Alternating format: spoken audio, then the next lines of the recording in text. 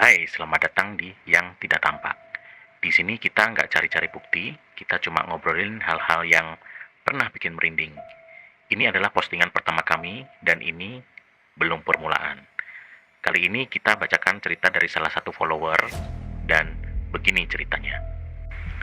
Waktu itu sekitar tahun 2008, masa-masa ketika aku masih pacaran dengan perempuan yang sekarang menjadi istriku.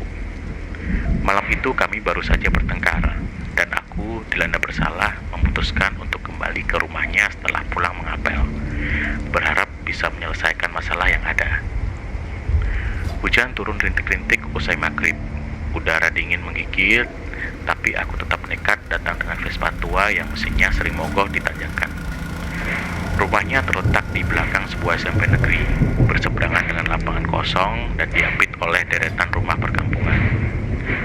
Dari kejauhan rumah itu tampak terang sendiri, berdiri tenang di tengah suasana yang agak suram. Seperti biasa, aku membuka pagar sendiri, memarkir Vespa di depan, dan duduk menunggu di teras rumah yang pintunya hanya tertutup setengah. Jam menunjukkan pukul 7.15 malam. Dari dalam terdengar suara tawa pacarku bersama adiknya yang sedang menonton televisi. Aku mengetuk pintu, mencoba menelepon, mengirim SMS berkali-kali, tapi tidak ada tanggapan. Dan aku mulai menggigil menahan dingin, tapi rasa penasaran membuatku bertahan di situ hampir 30 menit. Tiba-tiba terdengar suara pria memanggil dari dalam rumah. Suara yang sangat mirip dengan ayah pacarku. Ia berkata, "Kak, itu dicari Joni di luar." Aku sedikit lega, akhirnya ada yang menyadari keberadaanku. Tapi anehnya, tak ada seorang pun yang keluar. Aku tetap menunggu sampai akhir pintu dibuka dari dalam. Dan pacarku muncul dengan raut wajah terkejut melihatku sudah duduk di teras.